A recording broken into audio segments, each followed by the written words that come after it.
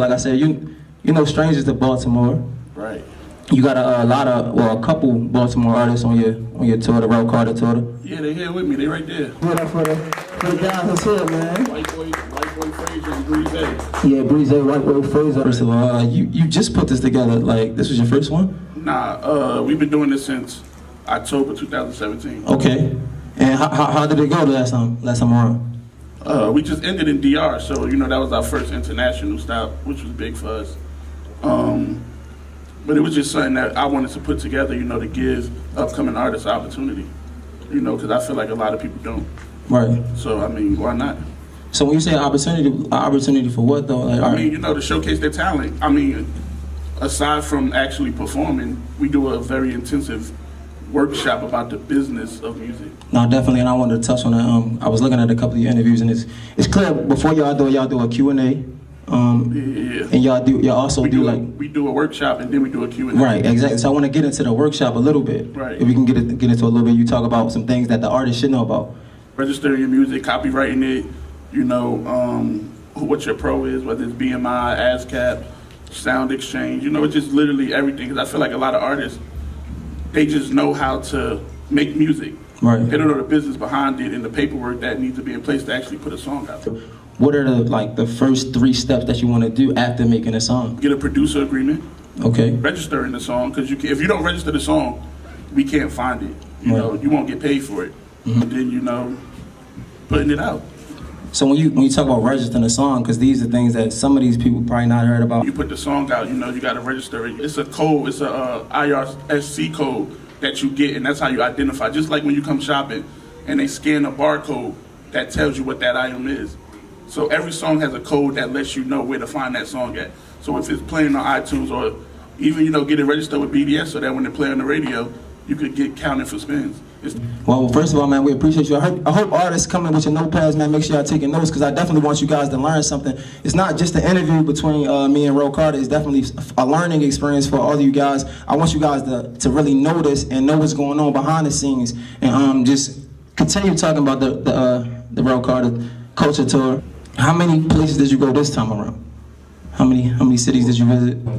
We went to Boston, okay. Minneapolis, DR, Charlotte, South Carolina, LA, Atlanta, Cincinnati, Ohio, Philly, Miami, Orlando. So when you looking for artists to put on the tour, like, I'm trying to understand of course they're gonna get exposure, but are we trying to get these artists signed? No, there's no way you can sign 30 artists. I mean, but the ones that have the most talent, I mean, yeah, it's something we can talk about. So it's about networking. It's more so about actually growing as an artist as opposed to trying to get a record deal. Right. Because you can get a record deal and still not know anything. Because the label's not going to teach you nothing. So all the stuff I'm literally doing is giving you inside game that the label's not going to tell you. Rel Carter, you know what I'm saying, CEO, founder of the Rel Carter Culture Tour. Man, make sure all the artists, y'all ask some questions, man. We're going to open up to the artists. If you got any questions, you can ask them. And if you don't mind, you can just answer, all right? Anybody got any questions on the floor? What's up, bro? How you feeling, man? So before you get to the point where you take an artist serious, what kind of content, IG presence, music videos, freestyles do you expect to see from them? If you don't got the music, then it ain't even nothing to take serious. So I always start with the music, and all the content and all that stuff could come later. But like from the rip, at the first initial meeting, it's all about the music. Okay. I heard you mention something about like it being like a scam, not like a scam, but it's not genuine to charge an artist a bunch of money, especially if you're supposed to be putting them on. But how do you put artists on without the budget being all on you? I'm saying I don't believe in charging the artist that much money when it's nothing for them to get back. People have to feed their families as well as a business. But I'm just saying in the sense of, if I'm going to charge somebody to do something, they're going to get something in return by the best of my ability. I'm not going to sit here and charge all y'all $500 and only one person gets something out of it. That don't make sense to me. My guy in the back.